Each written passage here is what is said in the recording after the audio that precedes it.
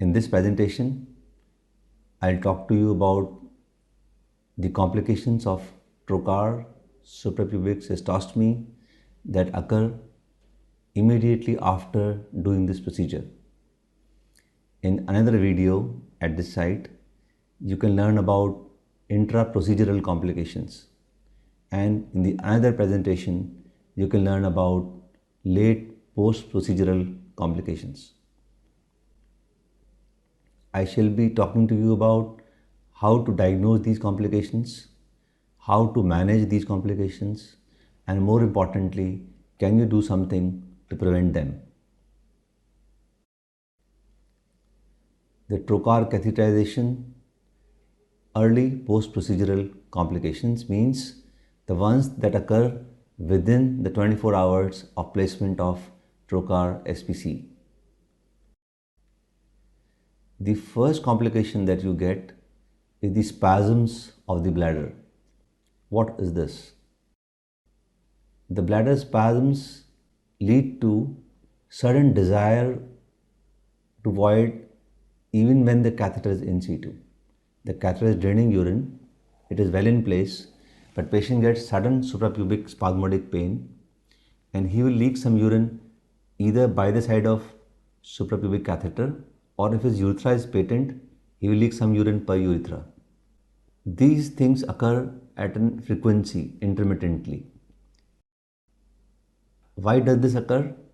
This occurs because the tip of the Foley catheter that you put in from above may be irritating the bladder neck area, like here. If it irritates the bladder neck area, it stimulates the afferent receptors and patient's bladder realizes that there is something in the bladder and then it contracts. And this is painful. You should also see that if you do a suprapubic catheterization low down close to the pubic symphysis, then your catheter is what is called low SPC. Your catheter balloon is quite close to the trigone of the bladder. The tip of the catheter can rub against the trigone of the bladder.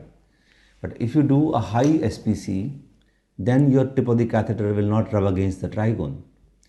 So the bladder spasms can occur because of low-lying SPC that you have done.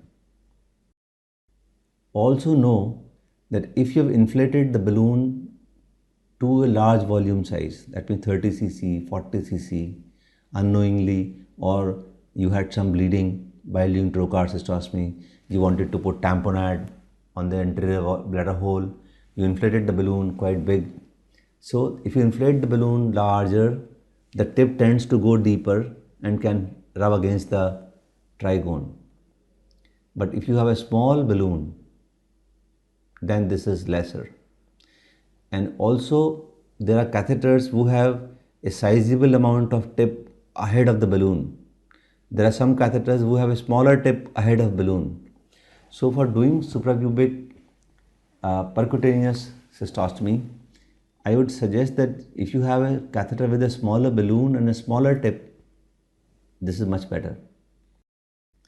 If you do a trocar cystostomy in a thick walled bladder, that means whose muscle is already very bulky, then this bladder wall is more likely to generate high pressure by contractions. If you do in a thin bladder, such as the one shown here in the next picture, the thin bladder generates a lesser bladder contraction force. That's my feeling. I don't know whether this is substantiated in literature, but that's my observation and my view. The thicker bladders produce more spasm versus thin bladders. So, these are some of the small things that can increase the possibility of the chance of the bladder spasms. Thick bladders, particularly those which are neurogenic ones, and if patient has enough sensation in the lower abdomen, in the limbs, these bladders do more spasms. Also, see that your suprapubic catheter is anchored to abdominal wall or not. See, you've done SPC, you inflated a balloon, you tugged it, and you just put the tape on. You did not suture fix the catheter. If you do that thing, then the balloon and the intravesical segment of catheter is free to move and can sink in and if it sinks in the bladder, then the tip can go inwards because balloon is free to move. It can sink in, the tip can hit the trigone or tip can hit the bladder neck and can induce the spasms. So these are some of the reasons on account of which the bladder spasms are more in post-procedure period. What should you do? Find out what was the balloon volume from the person who did it. Reduce the volume if it is more to only to 10 cc. See that the catheter is suture fixed and tucked to the intra-abdominal wall properly. Give him antispasmodic injection. Maybe you give him anticholinergic medication. What you must ensure that the catheter is draining alright freely or not. If the catheter is draining alright freely, then you will be okay with this treatment. Patient's bladder actually get used to this foreign body irritation effect. How can you prevent that? I just showed you some mechanisms where this may occur more. So if you use a small tip catheter, if you use a small balloon catheter, if you use suture fixation of bladder on the intra-abdominal wall, in case of neurogenic bladder, in case of thick wall bladders, don't use a balloon catheter. Instead, use a pigtail kind of catheter. See, if you use pigtail kind of catheter in thick walled neurogenic bladders, then this has lesser capability of irritating trigone and bladder neck. The next complication is a failure to drain. You have put in a suprapubic catheter, it drained for about 2 hours or so, and then it stopped draining. Now what? You should remember a thing called catheter dislodgement. That's what you did initially. You placed the balloon well, tip well, and patient was draining all right, but something happened and this balloon got collapsed, leaked, became less turgid and slipped out of the tract and came out here like this. And this is called catheter dislodgement. This happens in defective catheters where the balloon are defective. This may happen if the balloon valve is weak, it's seeping some fluid out of that. This may happen if you have not suture fixed the catheter and patient inadvertently pulls it, or he falls, or the catheter bag falls, something. So any inadvertent pull can lead to this dislodgement and the catheter will stop draining. How do you diagnose this? First of all, you do an ultrasound to check the location of the balloon, like here. And you might find that whether with the intact balloon, catheter is dislocated, or with collapsed balloon, catheter has dislocated. Can you see the tip of the balloon? Can you see the tip of the catheter in the full bladder or not? You may inject some contrast through the catheter and see whether it is extravasating or it is going in the bladder lumen. So then you diagnose that there is a dislodgement of catheter with intact balloon or with deflated balloon. And if by contrast injection you are still in the bladder lumen, you cut the suture and gently push the catheter inwards, again it may go in the bladder. Let it be there. Don't inflate the balloon now because you know balloon is defective. So put the catheter in and let this patient be having a balloonless suprapubic catheter and strap it there and tell the patient, your catheter is in, it is draining all right now, I am not inflating a balloon, please let the tract mature, 3 days later I will change this catheter.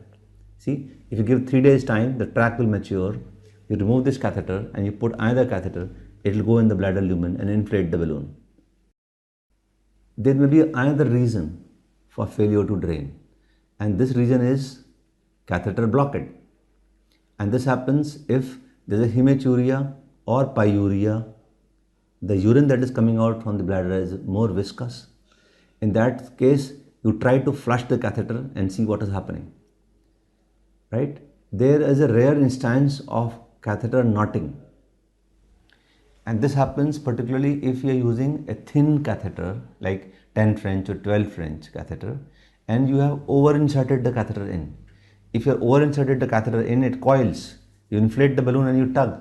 And when you tug, just with the balloon, just proximal to balloon, you get a segment of catheter and there occurs a knotting.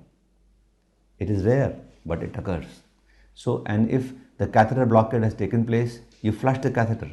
If the catheter is knotted, you would not be able to flush the catheter. But if the catheter is blocked, it is just that it's about 5 hours, 6 hours following your procedure. If there's a bleeding, if there's pus in it, you will be able to flush the catheter. At least you will be able to push in, if not withdraw out.